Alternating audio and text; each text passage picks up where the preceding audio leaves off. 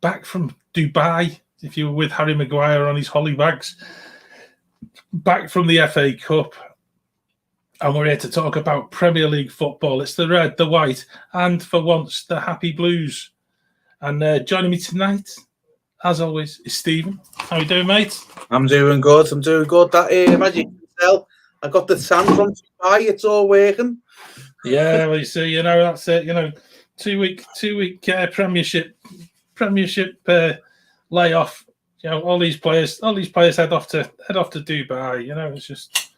And if they don't go to Dubai, I believe one of them's been kicking his cat. So it kind of sums up the Premier League football player, doesn't it? You couldn't make it up, I think is the description. You really couldn't. It's been bizarre. Yeah. It's been absolutely bizarre, yeah. Definitely. Well, we got lots of games to talk about this week, John. We had the midweek and then we had this I know. It's been quite a strange layoff, really, hasn't it? Because actually, we did have the FA Cup weekend, and I think there's a lot of Premier League clubs sort of look to that as being, do you put the reserves out? Do you try and save your players? A lot of them, because they'd had that week before off, went full strength and actually tried to give some of the players a bit of game time, which was kind of quite bizarre in a way. So we ended up with, there wasn't that many, I certainly can't remember too many upsets with Premier League clubs, except for Leicester. Leicester got thrashed off Forest, and obviously Bournemouth, who were in the Championship, got beat off Boreham Wood, which was an absolute delight. Love that. Yeah. I was just going to say, Dan, as you were talking about the FA Cup, you got to mention Boreham there getting Yeah, they're the lowest seeded team left, and you're talking about there's not many Premier League teams left, is there? I think most of them have gone. Yeah, they've all played each other and stuff. I can't remember off the top of my head who's still in it, but yeah, I know Arsenal have gone. It's all right. Boreham are in for a big payday. They're coming to Goodison. There's a couple of lads linked to Boreham who are big Everton fans as well. So the chances are to turn up at Goodison and have the game of their career and knock it out. Take Boreham into the sixth round or whatever. But hey, such is football. You cannot be a glass half empty this week, John, after Everton's performance yesterday. I can't. I can understand it. This week's game. I can see where you're coming from because that was a poor performance, really. But even in the cup, in the cup, they played well in the cup. Yeah. I agree with that. In the cup, we had Brentford, and to be honest, that was a potential banana skin as well. And Lampard's been in sort of football in terms, been there 5 minutes. And you know what? The biggest thing of all is the fact that the bench have got a smile on their face. The bench are engaging with the team as they're playing. The manager is really sort of just trying to get everyone on side, fans, players, staff. And actually, we're going to go to Newcastle and get rumbled and stuff like that. That's going to happen. But when they playing Leeds yesterday, the atmosphere was something else. And I think more than anything, it comes from that positivity that Lampard's sort of bringing in. And it's like a new start. And it's a new start we haven't had for a long, long time. I know I said weeks ago that we'd have to persist with Benitez. The toxicity that existed on that. You begin to see how deeper rooted it was with some of the players. He's changed the defensive setup. And it's something so simple. And, getting players who are not used to playing zonal marking. And Lampard's just come in and said, look, play the player, don't play the fresh air. And that's made a big difference. And we needed 3 points yesterday. We need a lot more 3 points moving forward. But definitely. I think the atmosphere from a lot of Everton fans is, even if it is glass half empty, and if we do go down, we'll go down playing entertaining football rather than trying to shut up shop and being really negative and having players feeling as if they're not being utilised in the way that they want. So in some respects, worst case scenario, it'll at least be a roller coaster, and it'll be an exciting ride. But from where we're sat, 3 points extra on the board, and also, Newcastle actually took us to the cleaners on Tuesday night, but Newcastle have turned a corner, and it's the same thing. It's just that positivity that's coming from Eddie Howe.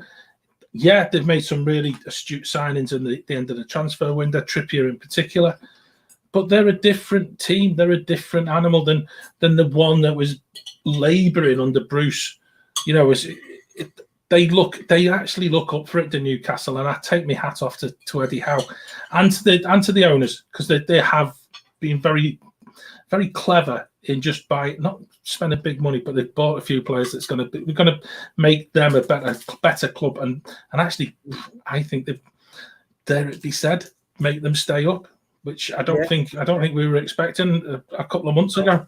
No, definitely not, John. I was one of the ones who thought that I don't see what they can do in January, but it's like it's that hope, that positivity, you know, that the new players have brought in, not just Eddie Howe, but the new players with them as well. They seem to have only won again today. They've won the last 3 games. You know, they've won the last 3 games on the bounce. I think off the top of my head that they're a nice 4-point cushion now, with Norwich having played one game less than Norwich, who's beneath them. You know, so yeah. I know we keep coming back. We keep coming back to this, Stephen, because actually the amount of games that are played is going to be significant down at the bottom. Norwich have played 24. Brentford, who are in 14th, have played 25 games and have only got 24 points. So I think anyone up to them at the minute, certainly if you've played 25 games, Everton have got 3 games in hand over them. Leeds have got 2. Newcastle have got 2. You know, Brentford very easily could get dragged into this. Whereas, you know, we're talking a couple of months ago, Brentford were the team that everyone was looking at, thinking, oh, they're doing a decent job. They're doing what Leeds did last year, whereas Leeds are just bereft of with so many players that they're looking really fragile. They certainly looked fragile yesterday, and then the strangest one, they took Raphinha off at half time. I'm not quite sure if you're playing against any Everton player at the back, but particularly when you've got a lad who's playing left back, who's an average right back at best, you'd keep him on. And I couldn't understand that from Bielsa, but I'll take it because he's a dangerous player, and you get him off the pitch. The one that really does stand out for me, and I know Liverpool beat them today. We'll maybe come back to that. But Burnley have played 21 games. They've got 14 points. If they can start to turn around some of these draws that they've got. Now, if you go back to midweek, was it Tuesday night? Burnley were playing at home. They played Man United.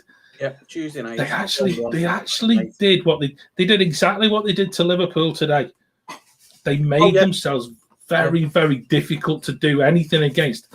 So it's going to take, I think, a little bit of nudging to actually get rid of Burnley. And I know they're on the bottom of the league, but they've got games against Brighton, Spurs, Palace, Leicester coming up.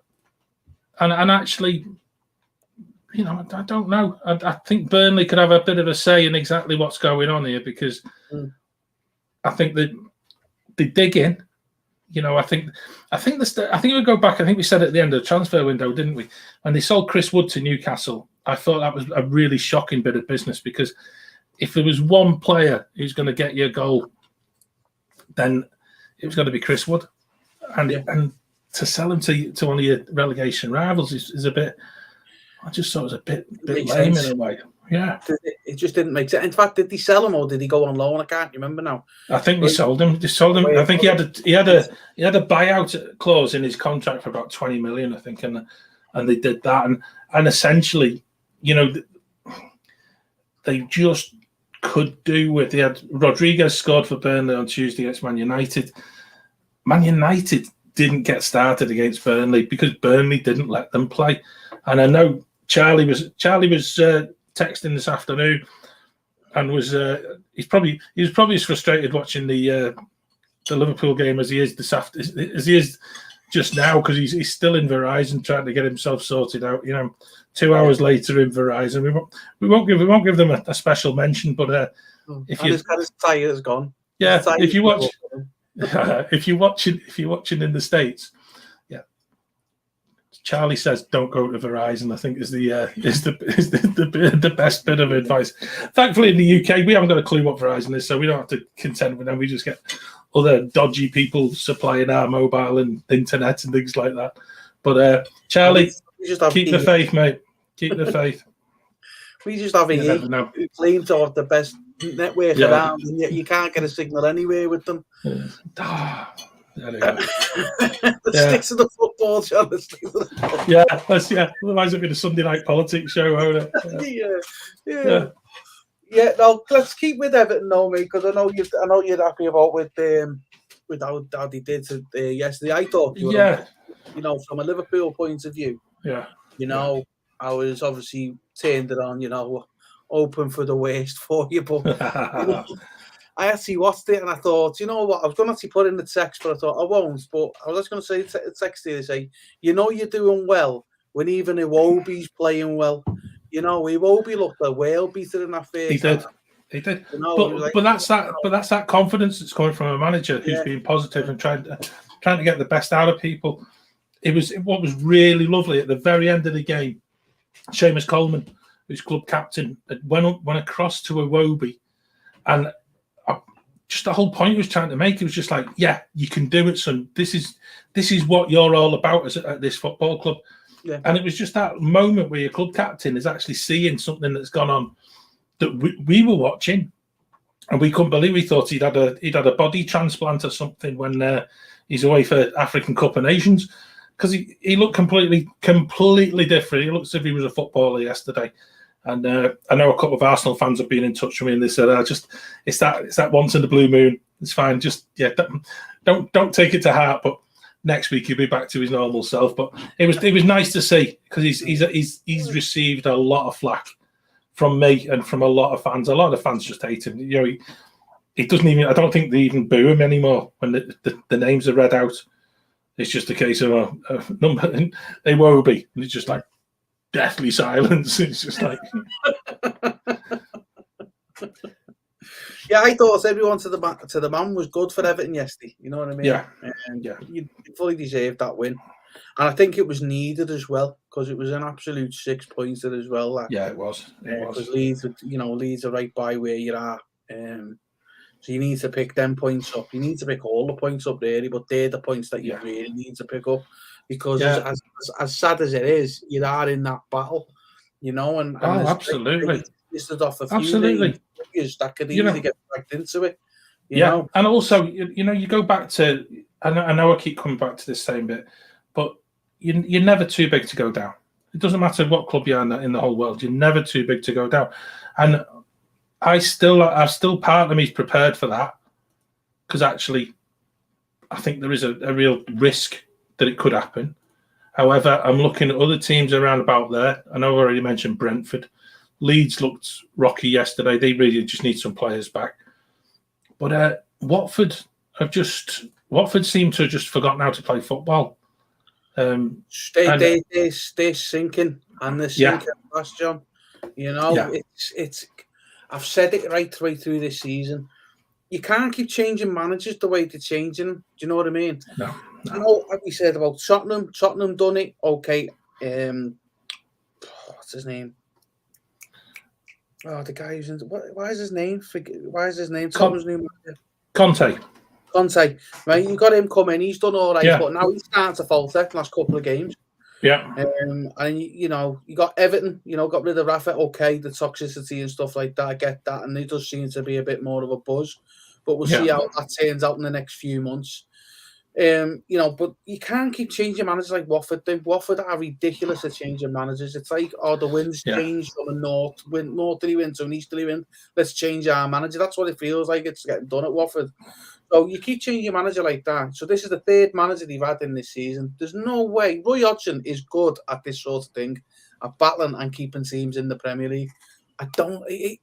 Mind you, I dare stay and say, because I've been saying it about Newcastle, but I think it's going to be a tough ask, really, for Watford. They got beat on Tuesday by Watford, by West Ham. Yeah. And then what was the result today? They were dismantled by Brighton yesterday. And then got beat by Brighton yesterday. And that was 2-0 off Brighton. And fair enough, Brighton. I like Brighton. I like what they're doing. I like what I like what Potter's done there. He's made them difficult to beat. And actually, I'd actually brought Neil Maupay into my fantasy team for this week because I dropped Harry Kane, and that paid dividends big time. So I was quite pleased with that one. I've messed up with my Premier League, my fantasy league. Have you? I left Saka in as captain. He's not playing. He's not playing because it's been postponed. They're supposed to play Chelsea, and Chelsea got offered in the Club World Cup. So he ain't playing. I had a nightmare. I'm having a nightmare this season with that. I really am, because I keep forgetting to change it.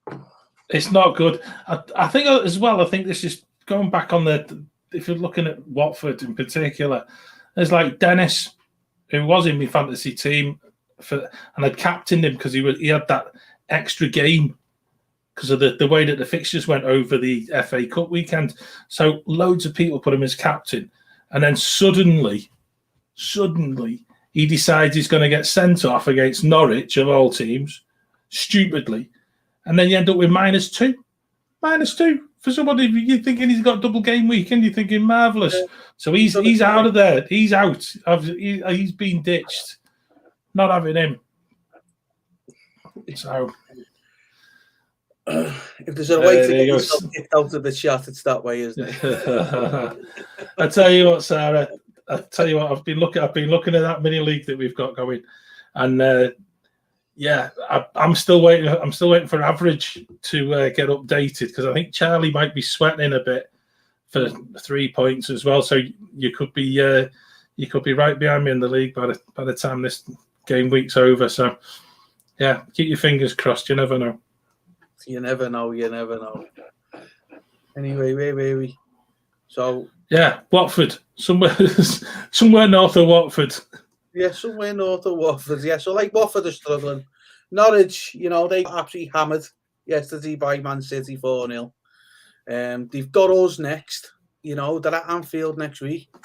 And then in the midweek of that, we've got Leeds. So Leeds at home. That's our game in hand. Yeah. So Norwich are not looking too clever. They've got some, Manchester City at home and Liverpool away. You couldn't. I don't think you could have a pick of two worst teams to play on the back of each other.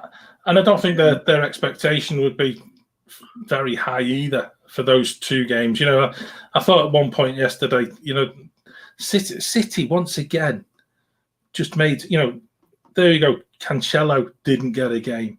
So there you go. That was my fantasy league team totally busted again. But he shuffled the pack. There you go. Harrison knocking out first place. Hey, well done, Harrison. Well done, Harrison. Oh dear. But yeah, City were very clever yesterday. They actually shuffled the squad. They shuffled the players, and actually, for a team, when Norwich were last in the Premier League, they did a job on City, and I was thinking, maybe it could be another one of those occasions. But City were excellent. City they stuck by exactly what they totally believe in, how they're going to play football, and yeah, I just thought it just became really easy. I'm not going to say easy, but it was City just sort of did what City do. They just sort of dismantled Norwich, and you kind of look at them and you're thinking, even De Bruyne never even got off the bench. They're thinking Champions League's back in a couple of weeks' time. They're really they're managing the squad really well, which surprised me, Stephen, because I know Liverpool put a very, very strong side out against Burnley today, and included Salah and Mane, which surprised me. I thought he would have shuffled the pack a little bit and maybe just gone and tried to rest some, but I think it shows just how John there. I just don't know, because Mane's just come back from African Cup of Nations. You know, he's probably still got. He didn't play bad, to be fair. You know, Yeah. I don't think anyone was on the A game today. Well, I was a bit surprised that he dropped Diaz and Jota, because Jota's scoring goals, you know, and Diaz in his first game just looked like he played for us for years. Yeah. In midweek. So I was a bit surprised by that, but maybe he's thinking, you know, I've got the Champions League in midweek, I've got Norwich the week after, then he's got Leeds in midweek, then he's got another game, then he's got Champions League again. So there's a lot of games getting played in the next couple of weeks. So there is that need for squad rotation. Liverpool are one of the few teams in the league who are blessed to be able to do that. You know, and I know we didn't play well. And I know Charlie was saying stuff in the chat as well. And I was getting frustrated by the game. But then you remember exactly where that game's being played. It's being played in the Lancashire Hills. So with the high up, you know, if it's going to be poor weather, it's going to be there. You know, it could be a still day down at sea level, but it'll be blowing a gale up in Burnley. You know, and the rain was coming down as horizontal like that. Yeah. And they had a tough team to break down. They showed against Man United in midweek. I mean, we're going to get onto Man United in a minute, but, you know, they played Man United in midweek, got a 1-1 draw, made it really tough. They made it tough for us today. And to be honest with you, John, I thought for the first half an hour, I was thinking, bloody hell, Burnley are out for this. They're going to win. Yeah. You know, we're not turning up. We didn't turn up. We couldn't cope with them. They were just too fast. And if anything, you're thinking they got the big lads up front. And you're thinking, all they're going to do is punt it up. He's going to want it on the chest, bring it down. But that isn't what was happening. It isn't what was. Yes, they were doing the punt up, but he was playing off the shoulder. He's 6.5 foot. Yeah. And he's playing off the shoulder and he's running in behind. And he caught us a couple of times. We played that really high line. Yeah. But I think when we're on our game and playing really high up the line, we're good. No one could, you know, we'll catch everyone offside. But I thought there was a couple of times today where Burnley got in behind. They didn't get the offside trap didn't work, and we had to track back really hard and get it. And I was just thinking, this is just not going to be our day. You know, we need to be winning for any glimmer of hope of a title challenge this season. We need to be winning all of our games. So we need to be winning this today, which is one of I was earmarking this as one of the tough ones. Burnley away is never a game I really look forward to. We've got Arsenal away, which is another one coming up in a few weeks, and I think, and then City away is the big one, on April the 9th, you know. And I'm thinking, watching that today, and I'm thinking, oh my God, here we go. We're going to blow it at Burnley. We're going to blow it at Burnley. You know what I mean?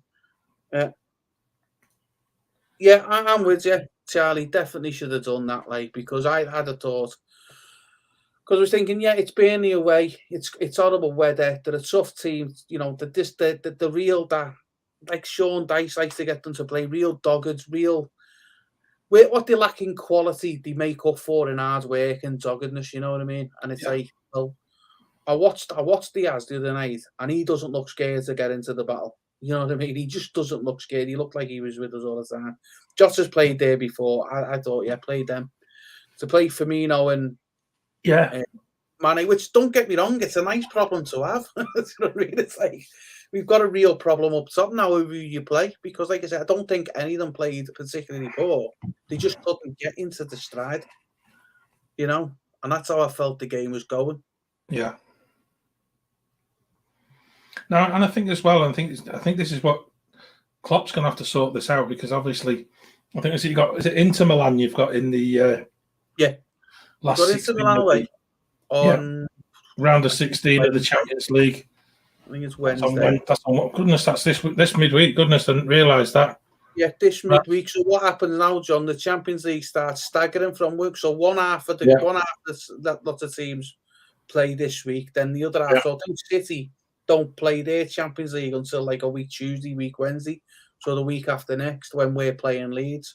So there's 2 weeks between legs, but there's a game every week in the Champions League.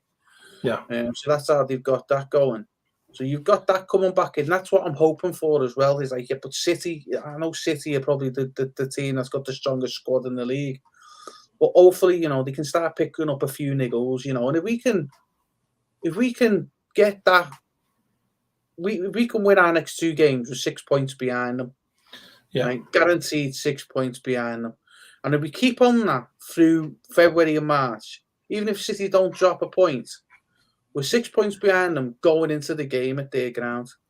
And if we can go there and get the positive result and get 3 points, and also ifs and buts at the minute and big hairy, like, you know, it's all dreams and stuff, it can happen. And then it's down to 3 points. And that's when, you know, people start switching. That's when people start making mistakes. Because I'll tell you now, John, it won't be Liverpool under pressure. It'll be City. It'll be City because we're not. But it's tricky when you're out front and you're leading, isn't it? You know, it's just it's one of them ones that you're there to be caught and you're there to get tripped up. You know, and I think Liverpool have, in a way, just got nothing to lose. I would just like to see them be a little bit more clever in resting players, which City seem to be very astute at that. But you know, there's other things out there that's obviously top of City's list, and I think Champions League is possibly the distraction, having gone so close last year and then got it nicked off them by Chelsea in the final, wasn't it? So yeah, I think that's the trophy they'll be looking for. But at the same time, you know, it's the Premier League. You know, that's got to come first above the Champions League. It's got to, for me. That's your bread and butter. That's what you build your club on, is winning titles like that. You know, the Champions League is more like the cherry on the top, if you know what I mean. You know, they're the cherry on the top kind of trophies. The bread and butter, the cake is the Premier League. Win your league title. That's what you build your club on. That's what you need to build your base on. Yeah, absolutely.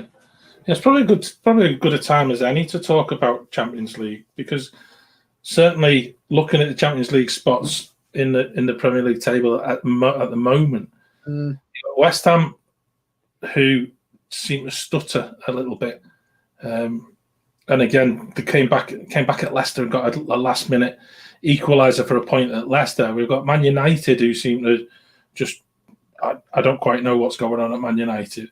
You've got Arsenal, who on some occasions look exceptionally good, and on other occasions they look as if they have met each other before. But they're a team that are growing. But in 7th place in the league, and I think they're probably one of the teams we've spoken about least all season. And suddenly Wolves seem to just have put together a string of results. I know Nick isn't in the chat because he's probably still there. He's still sort of crying at having. He's probably fuming with the last 3 results, to be honest with you, John. Yeah. They've been beaten the last 3 games, and I was looking at this, John, and thinking, even this week, before the 2 games was starting, I'm thinking Tottenham got to be favourite, because they win the game in hand, they're in 4th. That's it. It's in their hands. But then they go in. I watched the game. Did you see the game Tottenham v Southampton in the midweek? That was amazing. That was a fantastic game of football. Great. That was a brilliant advert for the Premier League. Yeah, no, it was a great advert for the Premier League. It was end to end. There was goals. There was the lot, but there was also shoddy defending, as far as I'm concerned, for the second 2 goals from Tottenham. Like, because they were carbon copies of each other. They just don't seem to be able to defend crosses, and they did it again today against Wolves. Yeah. You know, Wolves' second goal, it was like a comedy of errors. It was like, what's going on? This is Conte. You know, Conte sets the teams up solid, and it's just doing. I think I did read something earlier, and it was sort of about Spurs are desperately. Spurs are desperately missing Eric Dyer. Now, first off, if you're desperately missing Eric Dyer, you know there's something wrong, I think. But they just seem all over the place at the back. And I don't quite know, you know, like I said, I had Kane in my fantasy team, and he once again he sort of flatters to deceive. And when you look at what Southampton have done and the way that they're actually set up, they've been absolutely amazing to watch. And just again another team that we're not talking about. Hasenhüttl's done a great job there. Wolves are doing the same thing, and Spurs are suddenly finding themselves getting pegged back and having points taken off them by 2 teams, which they should, if they're serious about challenging for Champions League, they should be taking points off Southampton and should be taking points off Wolves. Yeah, and do you know we saw about the relegation battle before, and we went all the way up to 14th with Brentford. Yeah. You know, you look at that Champions League spot, and I'll tell you now, Chelsea needs to be careful as well. Yeah. You know, they're out of the title chase as far as I'm concerned. Yeah, they're not going to catch that now. You know, they're on the same level of set games as us, 7 points behind. Can they catch us? Yes, they can. But can they catch City? No, they can't. There's no way. 13. And also, 16 points behind. But all right, they've got a game in hand on City. 16 points behind. 14 games to go. I don't see City dropping that amount of points between now and the end of the season. No, but City, you know. I don't think so. I think as well, though, you look at Chelsea. Chelsea are another team that played 24 games. Arsenal are only 8 points behind them. They've only played 22 games. Wolves have played 23 games. Possibly so could push for it. Yeah. You are looking at this, so you know you got. Can you push Brighton into that? Do you know what I mean? I don't know. Can you go as far down as 9th for the top 4 spots? So you could potentially be fighting over 2 spots here, 3rd and 4th, right? Yeah. So, like you say, you've got for me coming to this week. Tottenham are favourites because all they had to do was win the games and win the games in hand, and they were in the 4th spot. That was it. They're done. It's now out of their hands because they're on the level amount of points with Arsenal, level of games. So Arsenal and Tottenham both on 22, both one on 39, one's on 36. So Tottenham can't catch Arsenal now. They need Arsenal to slip up. They probably will do. You know, you got Manchester United who've played 24 games on 40 points. Tottenham win their games and they go above them. Also, West Ham 25 games on 41 points. They win their games and they go above them. So for me, because like we've been saying since the Christmas period, because all the games are up and down. You know, it's you know, it's like some teams are on 25, some teams are on 22. Yeah, there's that much disparity on there. If all the games are there and it all pans out and everyone can pick up the wins that they want to pick up, then you're looking at Arsenal 4th, Tottenham 5th at the minute, if you give them the points that they've got in hand. But it's all ifs and buts and maybes at the minute. Tottenham have got to stop. Absolutely. You know, Arsenal, you know, they've won 1, drawn 1, lost 1 the last 3 games. So they're not out of the woods, really. They could be going into another falter. But equally, though, Arsenal have also had a weekend off this weekend, and again that rest, that opportunity to rest players, you know, because I think it was meant to be they were meant to be playing Chelsea, and Chelsea went to the World Club Championships, which they won. And well done to them for that. So that was their game there. But Arsenal have now got Brentford, Wolves, and Liverpool. I mean, they haven't got Liverpool because that's your weekend where you're. That's focused. Yeah. So they've got another weekend off in a couple of weeks. And what we've got to add into the mix here, John, as well, is how many of them teams are in Europe? Man United are. Chelsea are. Yeah. I don't think any of the others are in Europe, so they don't have the distractions of Europe. They can concentrate on that 4th spot. They can concentrate getting into that top 4.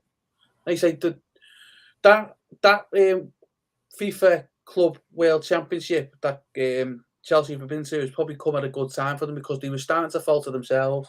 Yeah. You know, they've only won 2 in the last 6 in the league. You know, losing 1 of them, drawing 3. Yeah. So they were on a bit of a falter. Now they've gone and won that trophy. We were talking about Everton and Newcastle before, that positivity coming in. Yeah. Are they going to come back all fresh, you know, haven't gone and won that trophy full of positivity, or are they going to come back and have a load of jet lag? We'll have to wait and see. You know, from a Liverpool point of view, I hope it's jet lag because we've got them in the cup final in a couple of weeks.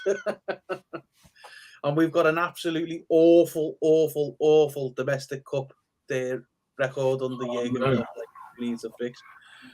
But I look at that and I think these are the 2 big fights. You got a big fight of 4th over 1, 2, 3, 4, 5, definitely 6 teams. Yeah. For the 3rd and 4th, definitely over 6 teams. And then what you're looking at there, another 6 teams, 7 teams for the relegation. It's perfectly balanced, isn't it? And then hopefully 2 for the title. Yeah. And they've also got, let's throw into the mix as well, because like Stevie G's at Villa started off really well, and then they got beat off Newcastle as well, and it's just like they're getting sort of, they're not getting away from with it, and then that I was expecting them to sort of sustain some form of charge up the table, but they drew with Leeds in midweek, they lost at Newcastle. Obviously, they won at Everton, because that's what Stevie G, isn't it? They do want it, but they've kind of just lost a little bit of spark, and they could, it's like we keep saying about every club needs a bit of momentum, and every club needs just that little bit of a goal scoring spark. I thought they were unlucky not to get an equaliser today. I don't know who the VAR line drawer was, but I'd love to see it again, because I thought it was so close. It was, you're talking about someone's big toe being offside, and they were exceptionally unlucky not to be awarded an equaliser at Newcastle.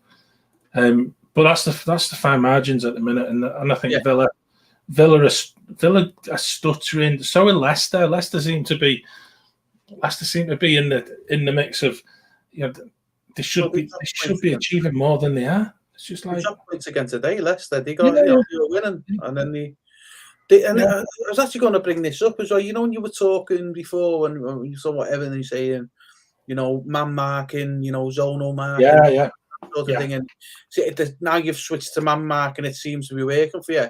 Well, look at Leicester. Poor old Leicester have tried man marking, they've tried zonal marking, they've tried every kind of marking, but they still concede against in corners. Liverpool scored a corner. West Ham scored a corner off a corner to equalise today. I think it was a corner. It may have been a free kick, but I know come from the outside.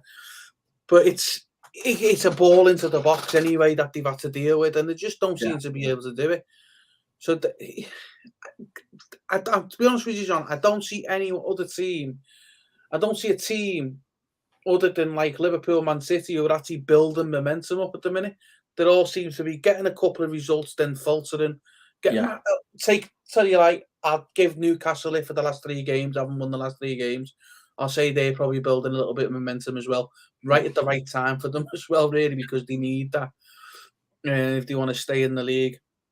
I'm sure the owners will want them to stay in the league, because they stay in the league, they'll attract the better players. Yeah. But you look at that. I look at the form guides on the Premier League table here on Sky Sports, and the amount of red dots are littered. I mean, even Liverpool's got a red dot, but it's from 6 games ago. But we've won our last 4, so we're building momentum. But there's like wins, losses, draws, wins, losses, draws, wins, draws, losses, and stuff like that. I mean, Brentford are just on free fall here. They picked up the first point in 6 this week. Yeah, I know, and that's frightening, really, isn't it? It's just you kind of, you're looking at that. You're looking at Norwich again. Norwich have got a couple of wins under the belt, 2 wins and a draw. Suddenly, obviously a win against Everton, recurring theme. But you're looking at them and looking at what Dean Smith's capable of doing. You wonder, if some of these teams can actually get a string of fixtures. Now, I keep doing this and I keep looking through sort of each of these clubs and looking through the fixtures that they've got upcoming, and most of them clubs at the bottom seem to hit a string of fixtures where they've got either Liverpool or City or Chelsea. Then they've got Arsenal, they've got Wolves, they've got Southampton, and they're going to hit games where you're thinking it's going to be really, really difficult for them to actually start picking up anything. So there's so much still in the mix, and there's so much still to go. It's going to keep us busy of a Sunday evening anyway, talking about Certainly will. To talk about, because we're talking about the Champions League and relegation. You've also got the Europa League, who's going to get into that. Yeah. You got the cup competition. You got the League Cup final coming up. You got the FA Cup really starting to kick off now, 5th or 6th round now. It's really starting to look interesting. But that relegation battle looks tasty. It looks really tasty. If Everton can get a couple of wins under the belt now and get that momentum going, and just keep ahead of Newcastle and just climb up the table a bit. I think Leeds are in trouble. They've got a week. So Yeah, and I think they've got significant injuries, and and this is the sad thing, isn't it? Really, when you've got a team where there's obviously been the decision was made by Bielsa that he wants to have a tight knit, small playing squad, but then that's come back to bite them because actually they're crying out for a couple of extra players. Even yesterday was a couple of lads went down injured, and you're thinking, you're really looking towards the bench, and they've got like some real young lads on that bench. And you can't, without Premier League experience, you can't just chuck them in to the deep end and just hope that you're gonna succeed. And I really do hope that Leeds sort of manage to turn it around, just because they're entertaining to watch. Yeah, they're good, and I think if they survive this season, I've said it all season, I think second season, it's a bit harder than the first one. Yeah. So hopefully they do stay up, and then I think next season I don't think they'll find it as tough. I think they'll find it a bit more easy going. It's just a weird the way get out. It's weird how it works in that second season. It's just really, really strange. I wouldn't like to pick a 3 that's going down, but no, you've got to feel Burnley and Watford. I think you've got to have points on the board, and you're already on the board, irrespective of who you are. Even looking up as far as Crystal Palace, who are on 26 points. You've got Palace, Brentford, Leeds, Everton, Newcastle, who've all got 21 points or more, and then you've got Burnley at the bottom, who are on 14. And the game's in hand, but you want those. You need those points on the board. Yeah, definitely. They've got one win all season, Burnley.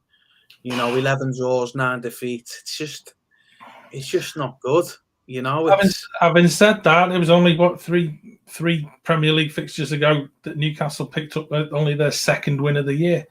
So the Newcastle have won 3 on the bounce, and they've got 4 wins under the belt. Norwich have got 4 wins, and for them it's suddenly it's that sort of jettisoning themselves a little bit further up the table, and you're thinking, oh, they could make it.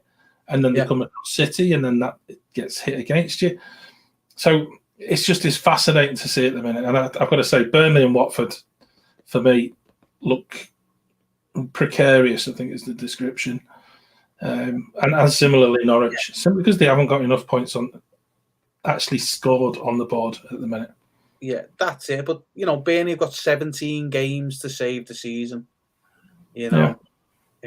Norwich have got 14 games, and that's the difference. And there's only 3 points between them. Newcastle are the ones in 17, so at the minute that's the team everyone's chasing. If they carry on with that run, that form, they're not going to be caught by those 3. It's just going to be, and then it's your team, Everton, John. You just need to pick up a couple of wins. Exactly. It's great getting that result yesterday, and hopefully that's a bit of a feel-good factor going into the next lot of games. I mean, just to touch back on Everton, we didn't touch on it before. I thought when the way Everton plays yesterday, it showed great character in the team because, all right, Newcastle are a team that are buoyed. They got that positivity going through because of the signings that they made. Kieran Trippier seems to have really made a difference to them. But it was the way Everton lost the game for me in midweek. They just didn't put the effort in.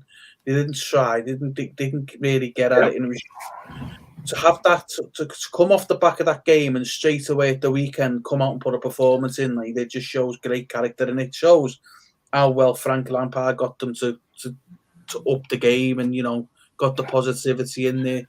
So I don't know what he's done midweek in training, but he certainly worked. So he needs to add some more. I think what he did do, and I think he was quite surprised by just how flat they were as a team. I think what he showed was he'd remained loyal to a couple of players that had been there with Rafa, Gomez in particular. Damari Gray picked up an injury, so that was again forcing his hand a little bit. Yeremia went off injured, so again forced hand again. And actually, he brought Donny van der Beek on, and Van der Beek yesterday against Leeds, from everybody that I've spoken to who was at the game, they just love him. They just think he's just taken on an instant legend sort of status. And I think a lot of Man United fans are looking and thinking, Why couldn't we give this guy game time? But that seems to be a difference. He chose a different style of midfield yesterday, and I think that was even better. Charlie's with us. How are you doing? 3 hours at the Verizon place. You gotta be kidding me. Hey, did I miss anything? Oh, loads. Loads. Charlie, loads. Yeah, loads. Yeah. Oh. We've had the league table. We're going through the league table, having a look at that. So, with a bit of a fascination. You can go all the way up to 14th with Brentford. For relegation, maybe even Crystal Palace, and then all the way down to what do we say, Brighton in 9th. Yeah. Possibly for the 3rd and 4th spots of the Champions League. So yeah, ahead for the Premier League. Exciting times ahead for us to discuss. And possibly a 2-horse race in the for the championship. You never know. I'm hoping. Nobody likes a boring race, right? They don't want a runaway. They want at least some type of going into the last couple weekends with some type of drama or something. I'm hoping. I was looking at City's schedule, right, and I was saying, okay, who can take away points from City that give us a chance to get closer? There are some teams there that can even if they don't win, they can at least maybe draw, take some points. All you need is a couple draws, and that'll puts us right back in it. As long as we don't choke during that same time period, we should be good. Yeah, but I was noticing, like Stephen, I mentioned, I've been trying to watch during all this stuff going on, but I agreed with what Stephen was saying. With I wish they had I wish they rested Mane and Firmino. I'd rather see Firmino being a workhorse in midfield nowadays, and I think with how much Jota and Diaz was the other day, they were on fire and they were hungry. I wanted to see them in the top 3.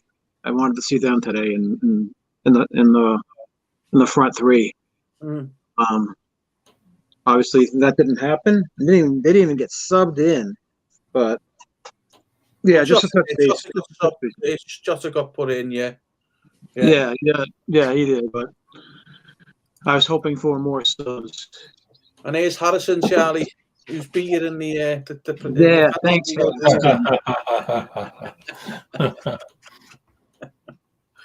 I was like, I'm beating him until that automatic something kicked in, and then boom, down. I don't even know what I'm doing this week either. I mean, this game. It's best not to look. You've had a bad day, Charlie. You've had a really bad day.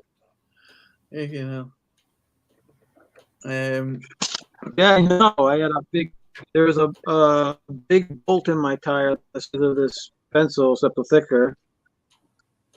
And we ended up replacing all 4 tires, and then we went to get Sophie a new cell phone because she's going to be going into college, and the cell phone that she has now is like my old one from like 10 years ago. So we got her a new cell phone, but then me and Stacy got free the next level, the Samsung 22 something. So we're getting those too, but they're going to come in the mail soon.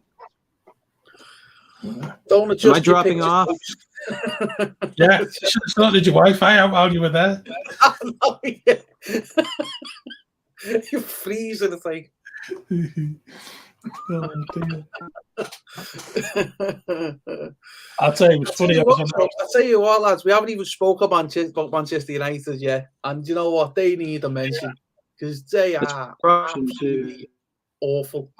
Where do you start though? Because actually, there's so many different facets to this. There's the Ronaldo circus show, which is, I think, is the only way I can describe it.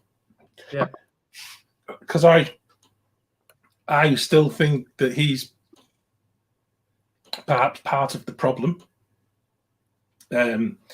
because he doesn't kind of play. He doesn't kind of play when Bruno decides that he's gonna play. So Fernandes is not the same player as he was last season or before Ronaldo came back, they look dodgy at the back. Maguire looks if he's still in Abu Dhabi or wherever, Dubai. Half of them still do. Yeah, I just don't quite get it. I honestly don't know, and I don't kind of get.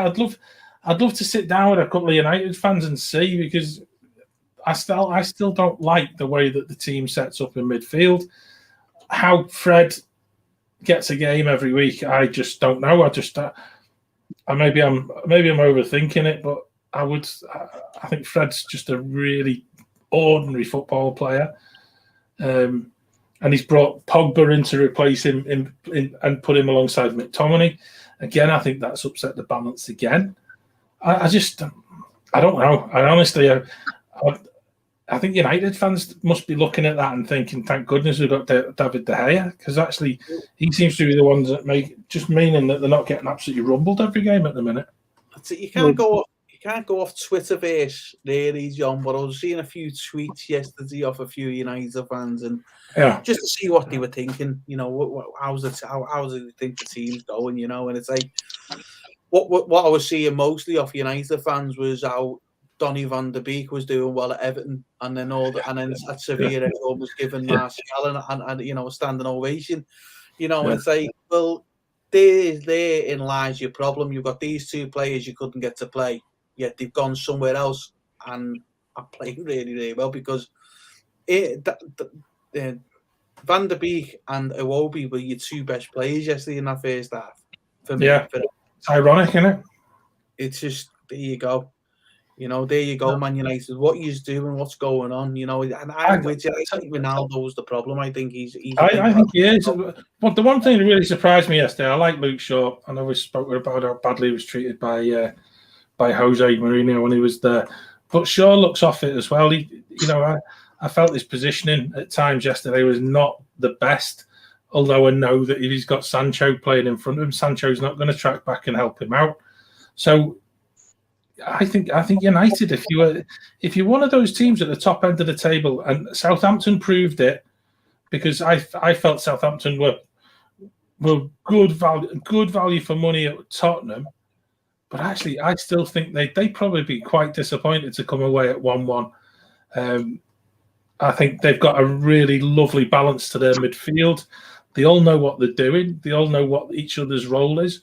The lad Stuart Armstrong seems to be really sort of a cracking attacking threat, and they'll have Brozier and Shea Adams. They've got people who scored them a goal, and they seem to be taking it in turns to score goals rather than it just be relying on just one person each time. And I think that's and then when they don't score, it's always Ward-Prowse that kind of turns up and takes all the set pieces and does a job for them.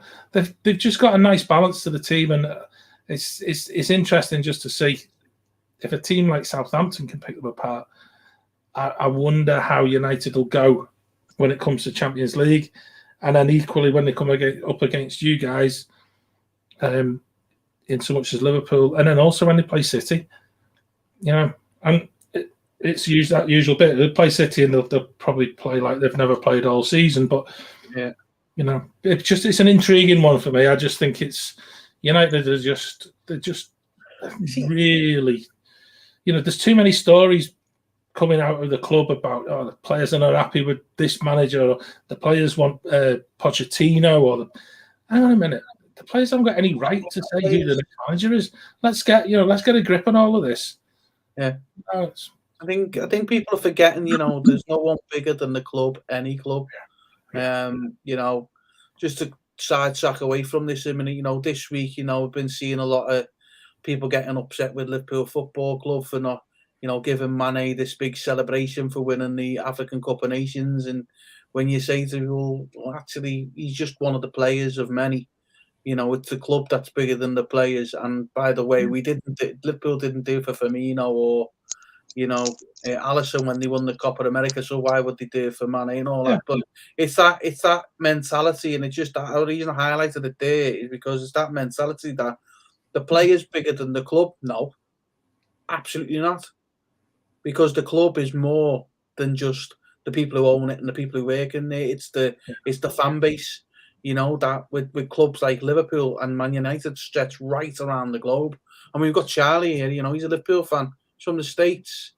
It stretches over there, and that's part of the club. Charlie's part of the club because he's part of the fan base of that club. You know. So it's to have one player, to have people think that the player is bigger than the club is just not right. It's a mentality I'm seeing creeping in more and more and more now. And for players to say, well, we want this manager, we want that manager, well, you'll just get the manager and you'll work under the manager. And if you don't like it, we'll just cancel your contract and sell you somewhere else. Dead simple, And I think clubs have got to be tough with players like that. They can't have these prima donnas in. Ronaldo coming in, he's obviously thinking he's bigger than Man United because he's won X amount of Ballon d'Ors and stuff like that. Well, no, Mr. Ronaldo, not even you is bigger than Manchester United. And I'll be honest with you, Ronaldo, even if you're playing for Accrington Stanley, you wouldn't be bigger than Accrington Stanley. It's as simple as that. And he just needs to get a grip of themselves. He's got Ragnick in now, but he's got to play with the players he's given, and is he the one who's in charge of the transfers? Because for me, why isn't Van der Beek been getting played? Because I watched him in Everton in the last two. He come on against Newcastle, looked good. He played yesterday, looked unbelievable. You got Martial getting standing ovations from Sevilla. What's going on with Man United? It's a massive. What's going on with it? Yeah. Come on, what's going on with you guys? Get a grip. Get it sorted. I'm a Liverpool fan. I love seeing you suffer, but I want you to it. I want you. Like I've said it before, I would love nothing more than have Liverpool and Man United going toe to toe for the title. It'd be brilliant. It'd be brilliant. It's really funny as well because you talk about, you look at the players that are there, like Rashford. Rashford's another one. Doesn't seem as if he's on the ball as much as he should be, and he doesn't seem to be in that vein of form that you would imagine that he should be too. And they need him at the moment. They need a young player, to really step up. I don't, Pogba's another one. He's looking at a move again for the summer, I would imagine. Fill his agent's boots with cash. Send him to Abu Dhabi. He can be on a good wage out there as well. Aye. Well, I actually think there won't be many United fans that'd be sad to see the back of him. Pogba, and Ronaldo to some extent, because I actually feel that they are not the team that they truly expected to be this season. And I think they've got, if they're not careful, they could end up missing out on Champions League, and that for them would be nigh on criminal, given the fact that they got rid of half decent manager in Solskjaer, and things haven't changed that much. Let's be honest. Harrison, I never taught you to be this bitter, son.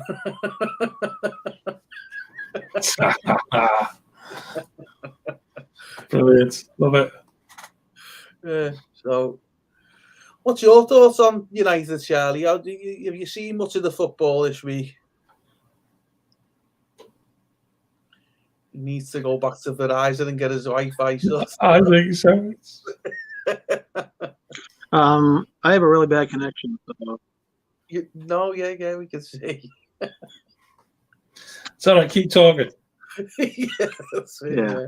No. Yeah, like I say, it says jumping in and out. It'll be great. Right, okay. We're coming to the end of the hour anyway, and I just wanted to mention one thing as well away from the Premier League is that I got it, as you guys know, I got into the NFL earlier in the season, and I've been watching it on and off this season. I'm watching it quite closely, and I'm a sucker for underdogs, an absolute sucker for them. I love underdogs, and there's a massive, massive story in tonight's Super Bowl. For me, it is anyway. Yeah. They haven't been in the Super Bowl for 30-odd years. They've only been in it twice and got beat twice by the 49ers. Cincinnati Bengals go into the Super Bowl tonight. And if I remember correctly, they got the guy at the quarterback who was brought in off the drafts at the start of the season. Joe Burrow. It's just the story is incredible, and he's just like, I'm looking forward to just seeing the matchup of the two quarterbacks, because between Stafford and Burrow, I think between the two of them, I think that's just all I want to see. and I want to, you know, it's two quite unfancied teams. It's not the Bucks, it's not the Patriots. We've got a chance of seeing something completely different. And I know the Rams are massive favourites to win, but I'm with you. I'd love to see that quite unfancied team that not too long ago we're getting the first choice in the draft year after year after year, because everyone just looked at the Bengals and just thought, you know, looked at them in sort of disdain, and they've turned it around. It's brilliant, and I love that. Love it. I love that. I am a sucker for them stories, and the fact that they're playing at the Rams' home stadium as well for it. You know, it's that's a bit of spice. I mean, it's not until 11:30 at night over here, John. You know what I mean? I know. A late one, but I'm not in work tomorrow, so I'm going to sit up and watch as much of it as I possibly can. Yeah. I'll fall asleep on it. There's no doubt about it. I might last till half time. I don't quite fancy the half time show this year, I must admit. You know, it was Eminem and Snoop Dogg and stuff like that. It's just, I'm not quite sure. All 90s rappers, not sure if I put my ears through sort of a 15-minute halftime show with them in it. Anyway, that's it for this week. Charlie joined us late. Bits and Thanks bobs. for joining us, Charlie. It's good to see you, mate. John's not with us next week. I'm away next week. John's away next week, so just me and Charlie next week, and hopefully Charlie can put some guys on and get us. Well, until then, see you later. Hey, thanks for watching. See you later.